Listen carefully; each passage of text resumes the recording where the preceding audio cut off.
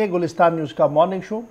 और आज का मॉर्निंग शो लेकर आपका मेजबान इशफा गौहर हाजिर खिदमत है। सामीन नाजरीन, आज के अहम तरीन मौज़ूआत में जहां बात दिल्ली से शुरू करेंगे क्योंकि दिल्ली के अंदर एहतजाज की खबर है और फिर आगे बढ़ते हुए आपको मुल्क की दीगर खबरों की ओर भी लिए चलेंगे। अफगानिस्तान की मौजूदा सूरत हाल पर भी गुफ्तगू करेंगे और फिर जम्मू कश्मीर के हवाले से कुछ अहम तरीन बातें आपके साथ करनी है। 9:40 का वक्त होगा जब आप और हम बराह रास्त बात करेंगे, यानी फ़ोन लाइन्स हमारी खुल जाएंगी और आप अपने मसाइल हुकूमत तक पहुँचाने की एक सही और कोशिश करेंगे इस उम्मीद के साथ कि हुकूमती इदारे उन मसाइल का हल किसी न किसी तरीके से निकाल सके। तो करते हैं जी शुरुआत आज के प्रोग्राम की और नई दिल्ली स्टूडियो में इस वक्त मेरे साथ ज्वाइन कर चुके हैं आसिफ रशीद। बहुत बहुत शुक्रिया आसिफ हमारे साथ ज्वाइन करने के लिए। और सबसे पहले नाजरीन को बताइएगा कि आज के दिन तारीखी पस मंजर में क्या कुछ है। खुशामदीद, बहुत बहुत शुक्रिया आप सबका हमारे साथ ज्वाइन करने के लिए। प्रोग्राम का आगाज करेंगे और सबसे पहले नजर हिस्ट्री ऑफ द डे पर। आज का दिन क्यों अहम है, इस पर बात करना क्यों जरूरी है, ये जरा आपको बताते हैं।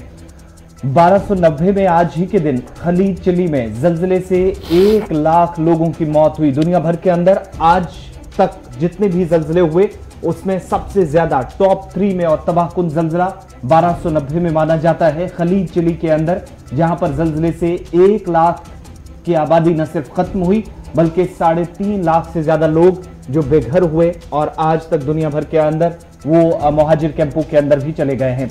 1760 में मीर कासिम बंगाल के नवाब बने, आज ही का दिन था बंगाल के अंदर जब वो तख्त नशीन हुए थे। 1833 में अजीम समाजी मुसल्ला राजा मोहन सिंह राय का आज के दिन इंतकाल हुआ है, उनकी भी बरसी है और मुख्तलिफ रियासतों के अंदर उनके मानने वाले, उनके फॉलोअर्स आज बड़े पैमाने पर तकरीबात का इनेकाद भी कर रहे हैं।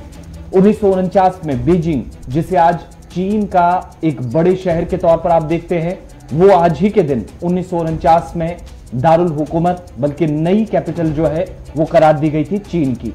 1996 में तालिबान के लिए, चूंकि 15 अगस्त 2021 को आपने देखा कि दोबारा तालिबान ने कब्जा किया अफगानिस्तान के पूरे तमाम सूबों पर, लेकिन 1996 में तालिबान ने आज ही के दिन अफगानिस्तान के दारुल हुकूमत काबुल पर कब्जा किया था साल 1996 और उसके बाद 2001 तक 5 वर्षों तक वो हुकूमत में रहे। 1939 में जर्मन फौज ने आज ही के दिन पोलैंड के सामने हथियार छोड़ दिए थे, लेकिन हथियार छोड़ने के बाद भी 1,40,000 फौजियों को कैद कर लिया गया था जर्मनी की तरफ से। चलिए जी, ये तो बात थी माजी की, लेकिन बढ़ते हैं जी आगे, बात करते हैं आज की, यानी आज क्या कुछ हो रहा है। और आज के दिन सबसे पहले बात भारत बंद की करते हैं क्योंकि किसानों की तरफ से भारत बंद की कॉल दे दी गई है और ज़री कवानीन के खिलाफ किसान एक बार फिर सरापा एहतजाज है। और इसी सरापा एहतजाज को देखते हुए जो पिछले 10 माह से मरकज़ी हुकूमत की जानिब से लाए गए 3 ज़री कानूनों के खिलाफ एहतजाज कर रहे किसानों ने अपनी तहरीक को मज़ीद मजबूत बनाने के लिए आज 27 सितंबर को भारत बंद का ऐलान कर दिया है। और आपको बताएं कि 17 सितंबर 2020 को ज़राअत से मुतल्लिक 3 कवानीन पार्लियामेंट में मंजूर हुए। ये वही कवानीन है जिनके खिलाफ गुज़श्ता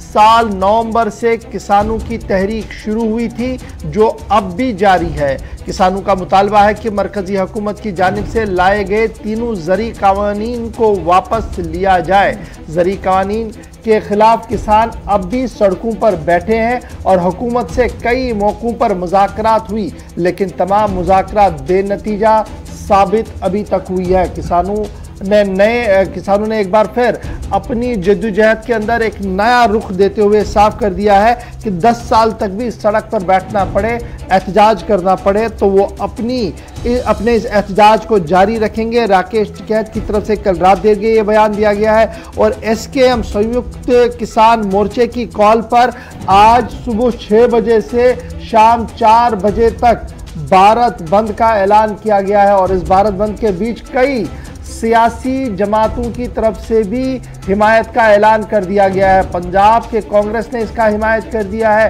आप वेस्ट बंगाल की ओर आएंगे तो यहाँ से भी हिमायत का ऐलान किया गया। मरकजी कांग्रेस ने हिमायत किया, मायावती की तरफ से हिमायत की गई है, समाजवादी पार्टी ने इसकी हिमायत की और इस तरीके से दर्जनों और छोटी बड़ी जमातें हैं जिन्होंने किसान के आज के भारत बंद को जो है वो हिमायत का ऐलान किया है। और आज सुबह से हम देख रहे हैं कि दिल्ली के सटे बॉर्डर्स पर सिक्योरिटी को जहां काफी हाई अलर्ट पर कर दिया गया है, वहीं पर पंजाब बरास्ते जम्मू कश्मीर यानी पंजाब से जो रास्ते जम्मू कश्मीर की ओर जाते हैं वहां पर कई मकामात पर किसान जो है वो सड़कों पर धरने पर बैठ चुके हैं, जिसकी वजह से आवाजाही भी रुक चुकी है और सिक्योरिटी को कई मकामात पर हाई अलर्ट पर भी कर दिया गया। सबसे पहले चलेंगे जी पंजाब चंडीगढ़, जहां से हमारे साथ इस वक्त नवदीप छापरा जी ज्वाइन कर चुके हैं। छापरा साहब बहुत शुक्रिया सर ज्वाइन करने के लिए। आज भारत बंद है और सबसे ज्यादा असर पंजाब से आसपास देखने को मिल रहा है, जहां पर नवजोत सिंह सिद्धू का ट्वीट थोड़ी देर पहले सामने आया। कांग्रेस मरकजी कमेटी की तरफ से भी ट्वीट और ऐलान किया गया कि वो इस बंद का साथ देंगे। क्या कुछ सिचुएशन है वहां पर, और जो नेशनल हाईवे है क्या उस पर ट्रैफिक की आवाजाही है या मुकम्मल तौर पर बंद है? देखिए बिल्कुल इशफाक, पंजाब की अगर बात करें, क्योंकि आप जानते हैं कि किसान आंदोलन की अगर शुरुआत हुई थी, जन्म हुआ था तो पंजाब की धरती से हुआ था। यही कारण है कि जब भी कोई राष्ट्रव्यापी आंदोलन की कॉल होती है या फिर पंजाब तर्क पर कोई भी कॉल दी जाती है तो सबसे ज्यादा असर जो है वो पंजाब के अंदर देखने को मिलता है। आज सुबह 6 बजे से ही जो कॉल की गई थी जो संयुक्त किसान मोर्चे की तरफ से, उसका असर पंजाब के अंदर देखने को मिल रहा है इशफाक को, क्योंकि सुबह 6 बजे से ही अलग अलग रास्ते जो है वो पूरी तरीके से किसानों की तरफ से बंद कर दिए गए। मैं इस वक्त जो अनंतपुर साहब और जो चंडीगढ़ दिल्ली और एक तरफ से लुधियाना दिल्ली की जो मार्ग जाता है नेशनल हाईवे, वहां पर मौजूद हूं और यहाँ पर भी 3 जगह अलग अलग जगह पर पूरी तरीके से बंद कर दिया। सिर्फ और सिर्फ जो मेडिकल सेवाओं के लिए लोग जा रहे हैं, इमरजेंसी के लिए जा रहे हैं, उनको जाने की अनुमति दी जा रही है। इवन के जो लोग सरकारी दफ्तरों में जा रहे थे, प्राइवेट दफ्तरों के अंदर जा रहे थे, उनकी गाड़ियों को भी किसान यहां से आगे नहीं गुजरना दे रहे। तो कुल मिलाकर हम ये कह सकते हैं कि पंजाब के अंदर बंद का व्यापक असर देखने को मिला। 3 दिन पहले ही जो इनपुट दिए गए थे खुफिया सीआईडी की तरफ से, जो पंजाब का तमाम जो रिपोर्ट देती है सरकार को, तो करीब करीब इशफाक 363 जगह ऐसी हैं पूरे पंजाब के अंदर जहां पर आज चक्का जाम किया गया। उसमें नेशनल हाईवे शामिल है, स्टेट हाईवे शामिल है, लिंक रोड जो है वो शामिल है। तो पंजाब का शायद कोई भी ऐसा कोना नहीं होगा जहां पर ऐसे चक्का जाम या प्रदर्शन देखने को नहीं मिले। दूसरी बात यह है कि आज अगर मैं जिला मोहाली की बात करूं तो आज मोहाली पुलिस की तरफ से जो सुबह जो एंट्री पॉइंट या चेक पॉइंट की जो सूची जारी की गई, उसमें भी करीब 17 ऐसे पॉइंट बताए गए पूरे मोहाली शहर के अंदर जहां पर आज किसान जो है वो प्रदर्शन करें। तो हम ये कह सकते हैं कि जिस तरीके से सुबह आज नवजोत सिद्धू ने ट्वीट किया, पूरे कांग्रेस की तरफ से उन्होंने अपील की कि कांग्रेस के वर्कर किसानों का समर्थन करें, किसानों के धरने के अंदर जाएं बिना किसी बैनर के तले। तो चाहे वो अकाली दल हो, चाहे वो कांग्रेस हो या फिर आम आदमी पार्टी, पंजाब के अंदर जितनी भी राजनीतिक पार्टियां हैं बीजेपी को छोड़कर, तमाम पार्टियां जो है वो पूरी तरीके से किसानों का समर्थन जो है वो करती हुई नजर आ रही है। बंद का जो असर की तस्वीरें हैं उसमें साफ है कि पंजाब के अंदर जितनी जगह पर प्रदर्शन की चक्काजाम की कॉल की गई थी, उसके मुताबिक यहाँ पर जो व्यापक रूप से जो है उसका असर भी जो है वो देखने को मिल रहा है। नवदीप जी, एक चीज और भी पूछना चाहेंगे, ट्रैफिक का आपने जिक्र किया, विद इन स्टेट जरूर प्रभावित हुआ है, लेकिन क्या रेल सर्विसेज भी प्रभावित हुई है और बस सर्विस जो इंटर स्टेट के साथ साथ जो जम्मू कश्मीर या बाकी राज्यों को कनेक्ट करती है उसे मुकम्मल तौर पर बंद रखा गया है? देखिए बिल्कुल, सुबह से मैं यहाँ पर मौजूद हूँ और आप देख सकते हैं सिर्फ कोई भी बस यहाँ पर नहीं आई है, ना कोई प्राइवेट ना सरकारी, क्योंकि 3 दिन पहले ही एडवाइजरी जो है वो जारी कर दी गई थी। किसानों की तरफ से भी अपील की गई थी कि लोग अपने घर से बिना किसी ठोस काम के बाहर ना निकले, उनको सुविधा होगी। यही कारण है कि हालांकि कई लोग यहाँ पर जरूर फंसे, उनको वापस जाना पड़ा, गाड़ियों को मोड़ दिया गया, जो स्टाफ की बसें थी वो आगे नहीं जाने दी गई, लोग यहाँ से पैदल यहाँ से निकलकर अपने दफ्तरों की तरफ जाते। ट्रेन का क्या कुछ हाल है? देखिए ट्रेन जो है, ट्रेन की आवाजाही भी आज पंजाब के अंदर पूरी तरीके से बंद है। कोई ना तो यात्री ट्रेन या कार्गो ट्रेन पंजाब के अंदर आज नहीं चल रही है। सभी ट्रेनों को स्थगित कर दिया गया। डाइवर्ट भी रूट नहीं इसलिए नहीं किया गया क्योंकि जितने भी रूट है वो पंजाब के अंदर होके जाते हैं। इस वजह से पंजाब के अंदर आज ना तो ट्रेन बाहर किसी राज्य में कोई जा रही है और ना ही बाहरी राज्य से पंजाब के अंदर आ रही, तो ट्रेनें भी आज पूरी तरीके से मुकम्मल बंद रहेगी क्योंकि 4 बजे तक का कॉल है इशफाक, उसके बाद प्रेस कॉन्फ्रेंस होगी और मुझे उम्मीद है 5 बजे के बाद, क्योंकि अगर सभी ट्रैक खाली करने की हरी झंडी क्योंकि एडीजीपी लॉ एंड ऑर्डर जो है वो एडीजी जो रेलवे को देंगे, उनको जानकारी देंगे, तो उसके बाद ही कहीं ना कहीं रेल आवाजाही जो है वो बहाल कर दी जाएगी। लेकिन ये हम बहुत शुक्रिया जी नदीर जी हमारे साथ ज्वाइन करने के लिए। फिलहाल पूरा पंजाब जो है वो बंद है, रेल भी बंद है और हाईवे पर भी किसी तरीके की आवाजाही को नहीं चलने दिया जा रहा और किसानों की तरफ से एहतजाज का असर, अब इसका जनाब आप इम्पैक्ट जम्मू कश्मीर पर देखेंगे कि हाईवे यहीं से होते हुए जा रहा है और ट्रेन भी नहीं चलेगी। फिर चलते हैं जी जनाब गाजीपुर बॉर्डर यानी दिल्ली की सूरत हाल क्या कुछ है, क्योंकि दिल्ली के अंदर भी सिक्योरिटी को हाई अलर्ट पर रख दिया गया है और किसानों की तरफ से कई मकामात पर जो है वो हाईवे को ब्लॉक कर दिया गया है। हैदर हमारे साथ ज्वाइन कर चुका है। हैदर, कहां पर आप मौजूद है और किसान तहरीक का क्या कुछ हाल है?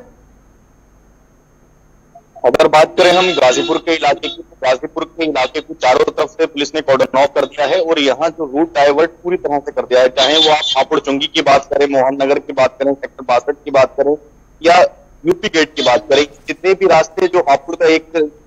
जो गाजीपुर बॉर्डर का एक तरह जादू था उसको पूरी तरह से बंद कर दिया गया है और गाजियाबाद पुलिस ने अपनी साइड से रूट डाइवर्ट कर दिया है, नोएडा पुलिस ने अपनी तरफ से और दिल्ली पुलिस ने अपनी तरफ से, यानी कि जितने एरिया के अंदर किसान बैठे हैं वो पूरा एरिया पूरी तरह से कॉर्डन ऑफ है और तीनों ही दिल्ली हो या नोएडा हो या गाजीपुर हो, सभी जगह की पुलिस वहां तैनात है। गौतम बुद्ध नगर ने अपने बॉर्डर पर अपनी पुलिस तैनात कर रखी है गाजीपुर पर और गाजियाबाद पुलिस तैनात है और खासकर दिल्ली पुलिस की अलग से तैयारी है, वहां पैरामिलिट्री फोर्सेस भी तैनात हैं क्योंकि दिल्ली पुलिस को इनपुट मिले हैं। इसके अलावा मल्टी लेयर में सिक्योरिटी के इंतजाम किए गए हैं, सभी जिलों के जो एसएचओ हो उनको अलग पर रखा गया है। यूपी हाईवे का क्या हाल है, क्या उस हाईवे पर ट्रैफिक चल रहा है या वहां पर भी किसानों ने अपनी रुकावटें खड़ी की है? बिल्कुल, अगर NH9 की बात करें जो गाजीपुर के ओपी सीरीज से होकर गुजरता है वहां किसान बैठ चुके हैं और उसको पूरी तरह से बंद कर दिया है। इसी तरह NH24 पर भी किसान है और उसको भी बंद कर दिया गया है। अगर दिल्ली मेरठ एक्सप्रेस वे की बात करें वो भी फिलहाल बंद है और अगर मेरठ जाने वाले जो लोग हैं उनको डाइवर्ट होकर हापुड़ की तरफ से जाना पड़ रहा है, वो रास्ता बंद कर रखा है। वहीं पेरिफेरल एक्सप्रेस वे पे भी रूट डाइवर्ट कर दिया गया है, यानी कि आज थोड़ी बहुत लोगों को जरूर परेशानी हो सकती है। इसके अलावा अगर बात करें दिल्ली जालंधर मार्ग बंद कर दिया है, दिल्ली अमृतसर मार्ग बंद है, यानी कि जितनी भी जहां जहां किसान बैठे हैं और वहां से जो हाईवेज गुजर रहे हैं उन पर पूरी तरह से किसान बैठे हैं। हालांकि कुछ इनपुट ऐसे की है कि जिला बॉर्डर पर भी किसान आ सकते हैं, लेकिन वहां गौतम बुद्ध नगर पुलिस ने पूरी तरह से इंतजाम कर रखे हैं। अब देखना यही है कि किसान यहाँ पहुंचते हैं या नहीं। और बहुत शुक्रिया जी हमारे साथ हैदर ज्वाइन करने के लिए। किसान बॉर्डर यानी दिल्ली की क्या कुछ सूरत हाल है, पंजाब की क्या कुछ सूरत हाल हमने आपके सामने रख दिया, लेकिन किसानों का कहना है चाहे जितना भी वक्त लग जाए वो पीछे नहीं हटेंगे। राकेश टिकैत ने कल भी आज बात कही और सुबह भी इस बात को उन्होंने दोहराया है। और साथ साथ ये भी याद रखिएगा कि साल 2022 में उत्तर प्रदेश असेंबली इंतखाबात है और उत्तर प्रदेश असेंबली इंतखाबात का बिगुल बजने से पहले ही सियासियत के तौर पर अगर आप इसको देखेंगे इस एहतजाज को, तो इसको काफ़ी अहमियत के साथ देखा जा रहा है। और फिर 2024 का भी हमारे सामने चुनाव होना है, जनरल पार्लिमानी इंतखाबात होने हैं, तो उससे कबल जो माहौल बन रहा है इसे पॉलिटिकली काफ़ी ज़्यादा वाइब्रेंट माना जा रहा है और काफ़ी ज़्यादा इसके असरात जो है वो आने वाले चुनाव में देखने को मिल सकती है। तो थी बात जनाब किसानों की। अब बढ़ते हैं आगे, बात करते हैं वज़ीर आज़म की, क्योंकि वज़ीर आज़म साहब की तरफ से यह साफ कर दिया गया है कि जितनी भी एश्योरेंसें आई हैं, चाहे पार्लियामेंट के अंदर आई हो या पार्लियामेंट के बाहर आई, और जितनी भी ग्रीवेंसें हैं उन्हें एड्रेस करने के लिए डेडलाइन को सेट कर दिया गया है। बिल्कुल, पुराने केसेस जितने भी हैं उनके निपटारे के लिए और मुख्तलिफ वजारतों के अंदर, ऐवान के अंदर या किसी वजीर के पास अगर जाती तौर पर भी चाहे वो ज़ेरे इल्तवा शिकायत हों या फिर उनकी तरफ से यकीन दहानियां कराई गई हैं, 31 अक्टूबर तक मामलात को हल करने के लिए वज़ीर आज़म की तरफ से हिदायत दी गई है। 13 सितंबर से तमाम जो मरकजी वजारतें हैं, मुख्तलिफ सरकार के महकमे हैं, सब ऑर्डिनेट ऑफिसेज हैं, उन दफातर के साथ साथ कैबिनेट सेक्रेटरीज के पास मुख्तलिफ रियासतों और यूनियन टेरिटरीज की तरफ से शिकायत कोविड के दौरान या उससे पहले भी आई हैं, तो उन सभी को फौरी तौर पर वज़ीर आज़म की तरफ से हिदायत तमाम वजारतों को दे दी गई है। और यहाँ तक कि ऐवान के अंदर रुकने ऐवान के पास भी जो अरकाने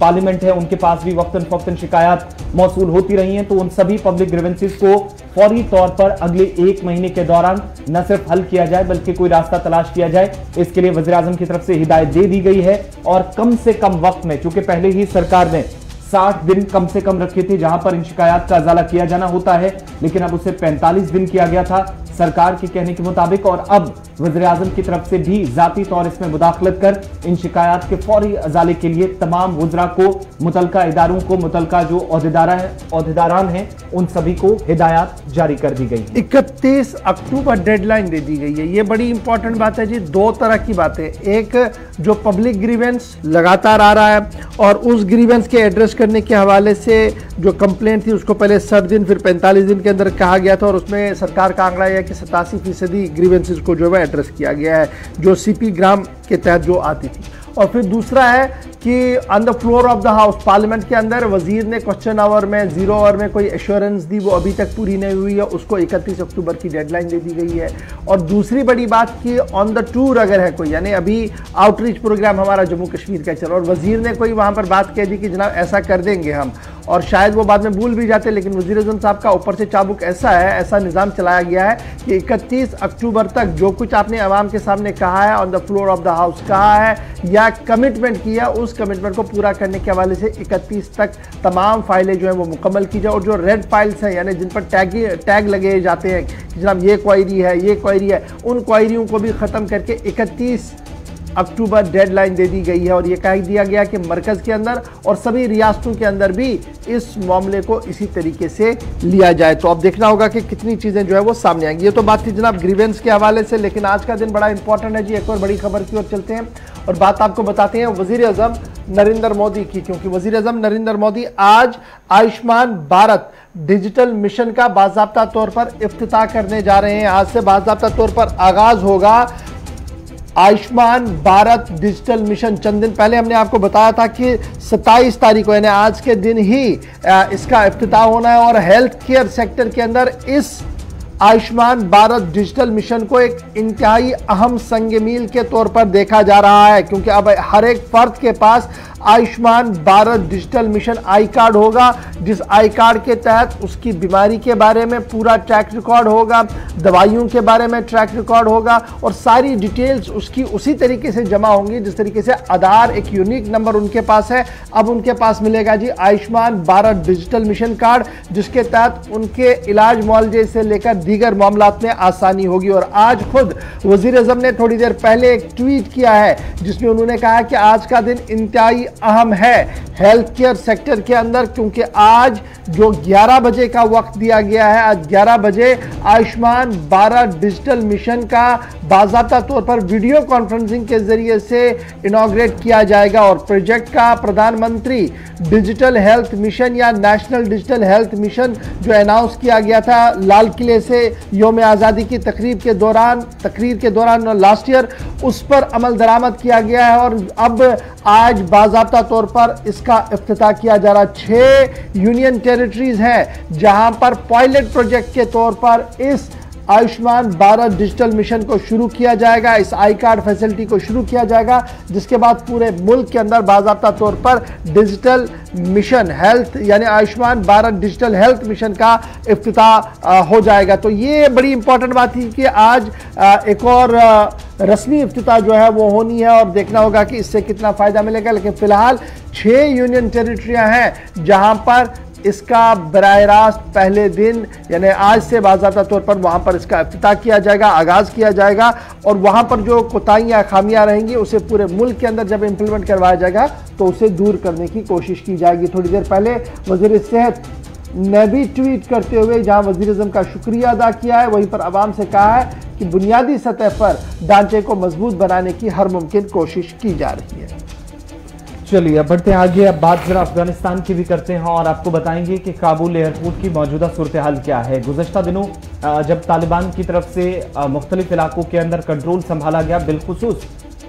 उस एरिया के अंदर जहां पर फौजी इनखला का अमल चल रहा था और 31 अगस्त से पहले अमेरिका की जो फोर्सेस निकली, लेकिन उसके बाद बैनुल अक़वामी जो परवाजें थी वो दोबारा शुरू करने में एक बड़ी परेशानी आ रही थी, क्योंकि इनखला के दौरान बहुत बड़ा हिस्सा था हवाई अड्डे का जिसे तबाह कर दिया गया था गैर मुल्की अफवाज की तरफ से। उसके बाद कतर और तुर्की की तकनीकी टीमों को यहाँ पर बुलाया गया उनकी मदद से दोबारा तालिबान की तरफ से अब बयान भी जारी कर दिया गया है और एयरलाइंस जितनी भी हैं उनको मशवरा दिया गया कि वो दोबारा एयरलाइंस या जो बैनुल-अक़वामी परवाजें हैं उनको शुरू करने के लिए फौरी तौर इक़दाम करें, क्योंकि उस पूरे हिस्से को ठीक कर लिया गया है। तकनीकी तौर पर जिस एरिया को कमजोर किया गया था, जिससे नुकसान पहुंचाया गया था, जिस ढांचे को कतर और तुर्की से जो आने वाली टेक्निकल टीम्स हैं उनने ठीक कर लिया और काबुल एयरपोर्ट से भी अब जो बैनुल-अक़वामी परवाजें हैं वो उड़ान भरती हुई नजर आएंगी। इससे पहले जहां पर पाकिस्तान को महदूद फ्लाइट्स के साथ यहां पर परवाजें जो है वो चलाने की इजाजत जरूर दे दी गई थी तालिबान की तरफ से, लेकिन सूरत हाल कुछ ऐसी थी कि मुकम्मल तौर पर बड़े पैमाने पर तमाम ममालिक जो अफगानिस्तान में यहाँ फ्लाइट्स ले जाना चाहते थे वो बैनुल-अक़वामी परवाजें यहाँ पर अपना अमल आगे जारी नहीं रख पा रही थी। लेकिन तालिबान की तरफ से अब साफ कर दिया गया है कि एयरपोर्ट पूरी तरह तैयार है। तकनीकी टीमें जो बाहर से बुलाई गई थी उन्होंने एयरपोर्ट को ठीक कर दिया गया है और एश्योर किया गया है सभी एयरलाइंस को कि उन्हें पूरा ताउन दिया जाएगा और उसके बाद यहां से वो दोबारा बैनुल-अक़वामी परवाजें शुरू कर सकती हैं। और अगर आज के दिन में परवाजें शुरू होती हैं तो 15 अगस्त के बाद, जब से मुकम्मल तौर पर कंट्रोल काबुल के अंदर भी तालिबान के पास गया, तो उसके बाद तकरीबन 1.5 महीने बाद बैनुल-अक़वामी परवाजों का सिलसिला दोबारा काबुल हवाई अड्डे पर शुरू होगा। वही काबुल एयरपोर्ट जिसे हामिद करजई इंटरनेशनल एयरपोर्ट से बदलकर काबुल एयरपोर्ट, जिसका नाम भी तालिबान ने कर दिया है। काबुल एयरपोर्ट पर पहले मकामी परवाजें यानी जो डोमेस्टिक एयरलाइंस को चलाने की इजाज़त दे दी गई थी और कल रात देर गए बाज़ाब्ता तौर पर तालिबान इंतज़ामिया ने बैनुल-अक़वामी परवाज़ों को वहां पर आने और वहां से वापस रवानगी के लिए बाज़ाब्ता तौर पर इजाज़त ऑफिशियली दे दी है। तो ये तो खबर थी। और पढ़ते हैं जी आगे, बात ज़रा रूस के वज़ीर ख़ारिजा की भी आपको बताते हैं, क्योंकि रूस के वज़ीर ख़ारिजा का बयान सामने आया है और ये बयान उस वक्त सामने आया है जब अक़वाम मुत्तहिदा के अंदर आलमी लीडर एक दूसरे के साथ गुफ्तगू कर रहे हैं, तालिबान के मामले पर बयानात जारी हो रहे हैं। लेकिन रूस के वज़ीर ख़ारिजा का बयान जो सामने आया उसमें उनका मानना है कि अमेरिका, यूनाइटेड स्टेट, चाइना और रूस और पाकिस्तान, यानी अमेरिका, चाइना, रूस और पाकिस्तान एक साथ मिलकर तालिबान के साथ जो मामलात है उसे तय करने की कोशिश कर रहे हैं और तालिबान ने जो आलमी दुनिया के सामने वादे किए हैं उन्हें पूरी तरह से वो निभा पाए, उस हवाले से उनकी रहनुमाई भी की जा रही है। और ये बयान उस वक्त सामने आया है जब दुनिया भर के अंदर तालिबान को लेकर इस वक्त बहस छिड़ी हुई है कि उन्हें तस्लीम करना है नहीं करना है। लेकिन रूस का मानना है कि अमेरिका, चीन, रूस और पाकिस्तान इकट्ठे होकर जी तालिबान की नई निज़ाम को देख रहे हैं और जो वादे उनकी तरफ से किए जा रहे हैं कि एक जेन्युइन रिप्रेजेंटेशन होगी, एक जेन्युइन गवर्नमेंट बनाई जाएगी, उस सिलसिले में कोशिशों में तेजी लाई जा रही है। वज़ीर ख़ारिजा का मानना है कि तालिबान रिप्रेजेंटेटिव्स के साथ एक सेक्युलर अथॉरिटी बनाने के हवाले से काम किया जा रहा है, जिस सेक्युलर अथॉरिटीज़ के अंदर साबिक सदर हामिद करजई और साबिक सदर अब्दुल्ला भी मौजूद होंगे। यानी कहीं ना कहीं कोशिश की जा रही है जो साबिक 2 सदर जिन्होंने रिफॉर्म्स के अंदर काफ़ी ज़्यादा काम किया था, हामिद करजई और अब्दुल्ला, उन्हें तालिबानी निज़ाम के अंदर जगह मिले, इस हवाले से सभी मुल्कों की यकतरफा कोशिश जो है वो चल रही है। लेकिन तालिबान की तरफ से साफ कर दिया गया है कि आलमी बिरादरी से अफगानिस्तान से अच्छे राब्ते का मुतालबे पर इमरान खान का शुक्रिया अदा किया गया है। ये ज़रीउल्लाह मुजाहिद जो तर्जुमान भी है और वज़ीर भी है इंफॉर्मेशन के, वहाँ पर उनकी तरफ से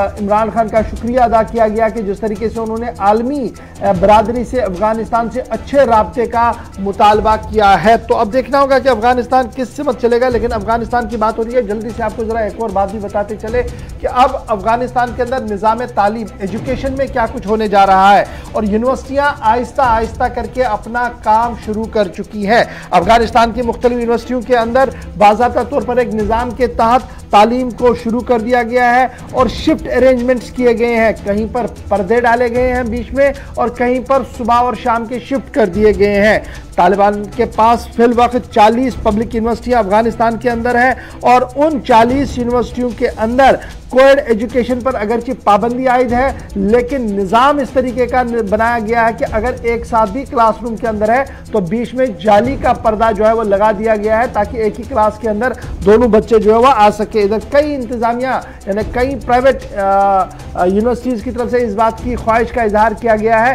कि वो तलबा की सेग्रीगेशन के हवाले से काम करें, यानी शिफ्टों में वो काम करेंगे। कुछ शिफ्ट सुबह होगा जिसमें ख़वातीन के लिए होगा, शाम को फिर मर्द हजरात के लिए यूनिवर्सिटी यूनिवर्सिटी के अंदर आना होगा और जहां पर जरूरत पड़े अगर एक साथ भी पढ़ाना है तो बाज़ाब्ता तौर पर पर्दे का बंदोबस्त जो है वो वहां पर किया जाएगा ताकि निज़ाम तालीम किसी तरीके से फर्क ना पड़े। काबुल के अंदर जो काबुल यूनिवर्सिटी है और दीगर इदारा जात है वहां पर तकरीबन 40,000 से ज़्यादा अफगान शहरी जो है वो इस वक्त ज़ेर तालीम है। और काबुल कंदहार यूनिवर्सिटी हो या काबुल की यूनिवर्सिटी हो वहां पर इब्तिदाई तौर पर जो फैसला तालिबान का था और तालिबान हुकूमत से पहले भी था वो ये था कि अंडर ग्रेजुएट कोर्सेज जितने भी है तब तक बिल्कुल तालीम को मुफ्त किया गया है और उस प्रोसेस को आज भी जारी रखा गया है। तो ये तो बात थी जनाब तालिबान की। जल्दी से आपको एक और खबर बताएंगे और उसके बाद जरा हमने ब्रेक पर जाना है। बात जरा वैक्सीनेशन की रखते हैं आपके सामने। बिल्कुल, बात जरा वैक्सीनेशन के हवाले से करते हैं और मुल्क के अंदर 16 जनवरी से जिस मुहिम का आगाज किया गया था, कोविड मुखालिफ टीकाकारी मुहिम, मुख्तलिफ किस्म की वैक्सीन दी जा रही थी और कोविड के खिलाफ सरकार ने पहले 60 प्लस से ज्यादा जिनकी उम्रें थी उनको वैक्सीन देना शुरू की और उसके बाद एक और ग्रुप का इंतखाब किया गया, वो था 18 से 44 साल का। और सरकारी आदादोशुमार के मुताबिक मरकजी वजारत सेहत ने जो जानकारी दी है उसके मुताबिक 18 से 44 साल तक का जो एज ग्रुप है मुल्क के अंदर 53.5% लोगों को, इस ग्रुप के जुमरे में आने वाले लोगों को वैक्सीन अभी तक दी जा चुकी है। सरकार की तरफ से जो